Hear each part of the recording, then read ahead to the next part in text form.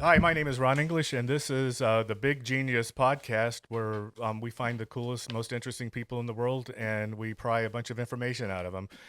Today we have a legend.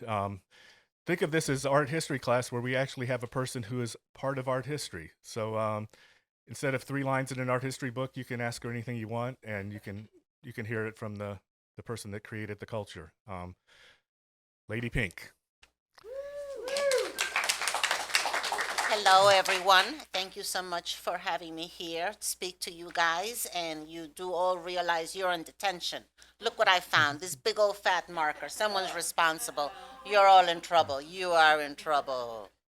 Yeah. So anyway, I'll start off with a question you probably have answered a million times, but once upon a time you were a kid and you were engaged in a activity that your parents probably weren't happy with, or maybe they didn't know about, um, and you probably thought a certain thing at the time about what you were doing, and you probably think differently about it now because who knew that this was going to become a global culture and that half these kids are involved in it in their own ways, and it's quite respected now. So if you can answer the question in two parts, just tell us like what you thought you were doing, in the late '70s, and what you think about what you were doing now in a historical context. Well, when I first started tagging up and writing, I was only 15. So I was doing what was important for a kid of 15. I want to be down with the popular crowd. I wanted to be cool. I wanted to have adventures and be down with, the new movement that was going down. I was an artist. Yes, I was already going to art high school. Sure, but then I got down with the criminals and they wanted to go into and paint subway trains. And that's not what most girls did because this was like really, really hard manual labor, climbing walls and running and sneaking around with big bags of paint, almost like going on a war mission or some military thing. That's not attractive to girls. But for some reason, it was attractive to me. Now, if I had a kid that wanted to do that at the age of 15, I would medicate them. I would not be having any of that. My parents found out right away I was breaking the law and sneaking out the window and coming back completely filthy and dirty and covered in paint, and they knew what was going down, but they supported the galleries and the exhibits. It's definitely not the vandalism and the going to the worst neighborhoods of New York with like five handsome young men, and God only knows what I was doing with them. They hoped it was only painting. That's great. And now, how do you look at it?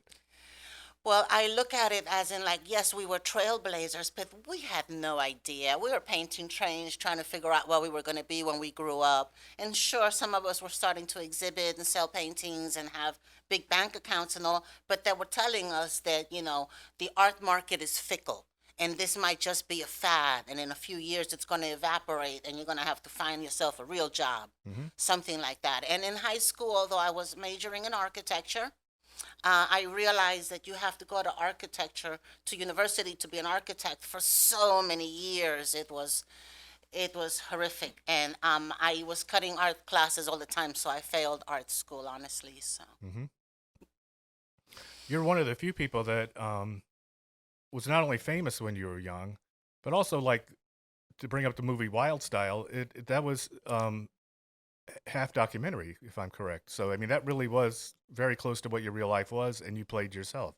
How does that feel like now? So the movie Wild Style was the very first film, about hip hop, about graffiti, breakdance, rapping, all linked together, and it was born by the brilliant mind of Charlie Ahern, which was just another, a white guy hanging around the scene with us. As he met people and saw things, he wrote them into his film. He saw an actual real love story between myself and Lee, the king of graffiti. Hmm. He wrote that into the film. He rented a train yard.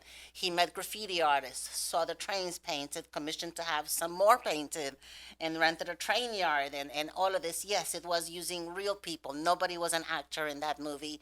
It is so independent. It is so raw, and I'm not the biggest fan of that movie, but it Hmm. is hugely important because the second movie after that, I believe, was by Harry Belafonte, Beat Street, and by then Hollywood watered it down, diluted it, and changed the story a bit to fit the masses' Hmm. tastes. And then how about Henry Chalfant?